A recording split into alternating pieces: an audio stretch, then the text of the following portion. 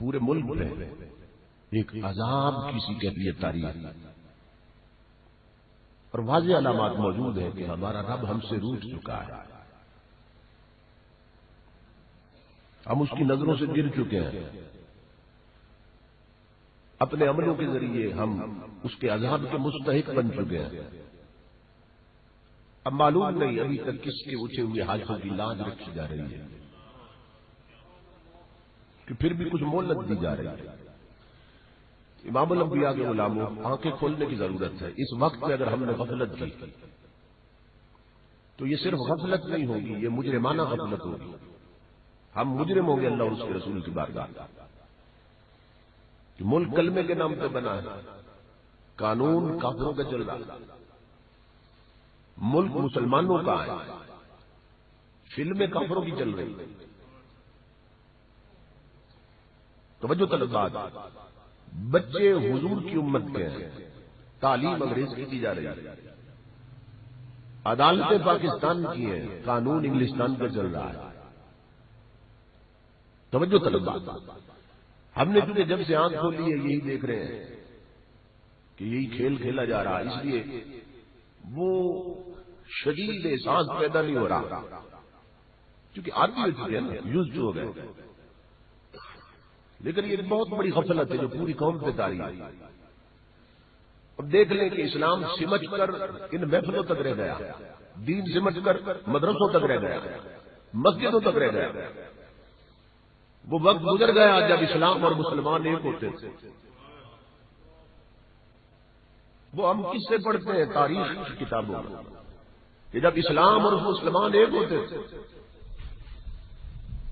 اور آج اس دور میں ہے کہ جب مسلمان اور ہو گئے، اسلام اور ہو گیا۔ حیرت کی بات ہے، جن کا دین ہے وہ اسے اپنانے کے لیے تیار نہیں تو غیر اسے اپنائیں جو اس کو مٹانا چاہتے ہیں۔ اور ٹریجڈی یہ اور المیہ یہ ہے کہ جو مٹانا چاہتے ہیں ہمیں وہ اکٹھے ہو گئے، اور جو نادان مٹ رہے ہیں وہ اکٹھے نہیں ہو رہے۔ وائے ناکامی متائے کارواں جاتا رہا، کارواں کے دل سے احساس دیا جاتا رہا۔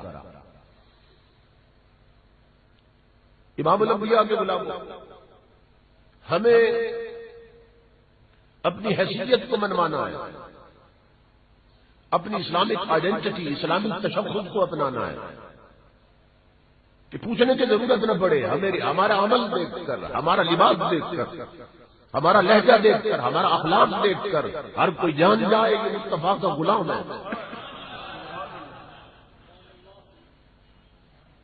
لباس سے پتہ چلے، اداؤں سے پتہ چلے، اخلاق سے پتہ چلے، لہجے سے پتہ چلے کہ حضور کا غلام ہے۔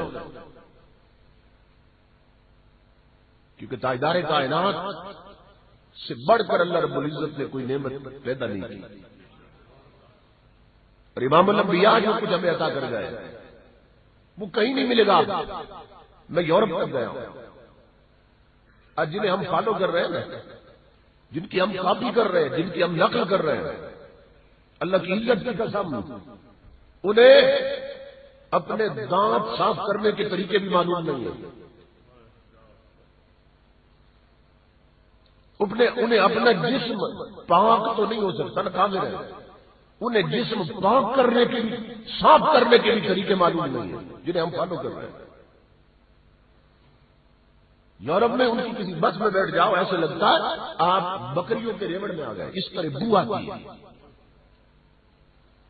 اور وہ پھر پرفیوموں کے ذریعے اس بو کو ختم کرنے کی کوشش کرتے ہیں۔